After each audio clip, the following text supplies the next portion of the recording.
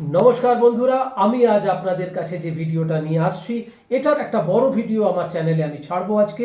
দেখুন, ভগবান শ্রীকৃষ্ণ যখন পার্থ অর্থাৎ অর্জুনকে নিয়ে রণভূমে অর্থাৎ কুরুক্ষেত্রের রণভূমে দাঁড়িয়ে রয়েছে, সেইখানে অর্জুনের সরলতাতে মুগ্ধ হয়েছিলেন ভগবান শ্রীকৃষ্ণ স্বয়ং। কারণ সেইখানে যখন ভগবান শ্রীকৃষ্ণ অর্জুনের রথের সারথি অর্থাৎ পার্থের রথের ভগবান শ্রীকৃষ্ণ অর্থাৎ মাধবকে বললেন যে মাধব, আমাকে মধ্যমায় নিয়ে চলো, আমি দেখতে চাই আমি কাদের বিরুদ্ধে যুদ্ধ করতে এসেছি। ভগবান শ্রীকৃষ্ণ তখন পার্থকে যুদ্ধের অর্থাৎ রণভূমির মাঝখানে নিয়ে গেলেন।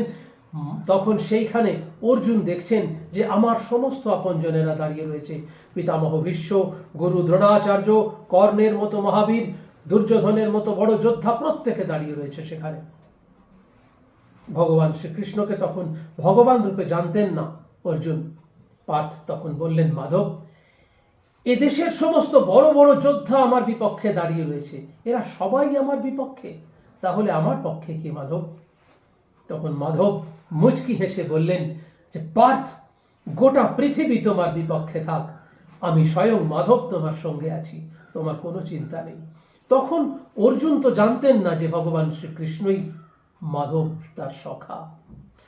তখন অর্জুন তাকে বললেন যে মাধব, এই যুদ্ধ জিতে আমি কি করব? এই আমার আপনজনেদেরকে মেরে আমি কি জয় করব? আমার তো কিছু জয় করার থাকলো না তাহলে। তখন ভগবান শ্রীকৃষ্ণ তার নিজের রূপ তখন পার্থকে দেখিয়েছিলেন, পার্থকে বলেছিলেন, পার্থ, এই যে নিয়তির খেলা, এই যে নিয়তির লড়াই, তোমাকে এই লড়াই লড়বার জন্যই তোমাকে পৃথিবীতে আনা হয়েছে, তুমি পৃথিবীতে ভূমিষ্ঠ হয়েছে এই জন্য। তুমি সব কিছু ভুলে যাও, তোমার দুঃখ, তোমার যন্ত্রণা, তোমাকে যে লাঞ্ছনা করা হয়েছে, দ্রৌপদীকে বস্ত্রহরণ করা হয়েছে জনসমক্ষে, সব কিছুর পরেও তোমার এত সরলতা।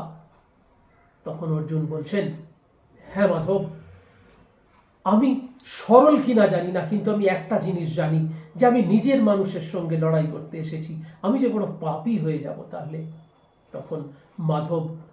তখন মাধব বলছেন যে ঠিক আছে, আমি বুঝতে পেরেছি, এ পাপ তোমার নয়, এ পাপ আমার নিজের হবে, চলো তুমি যুদ্ধের জন্য প্রস্তুতি নাও পার্থ, যুদ্ধ করো। তাই মাত্র 18টা দিনে গোটা ইতিহাস বদলে গেছিল শুধুমাত্র সরলতা দিয়ে। দেখতে থাকুন, সঙ্গে থাকুন, আমার বড় ভিডিও এর ডিটেল রয়েছে, আজকে আশা করি আপনারা দেখবেন। নমস্কার রইল।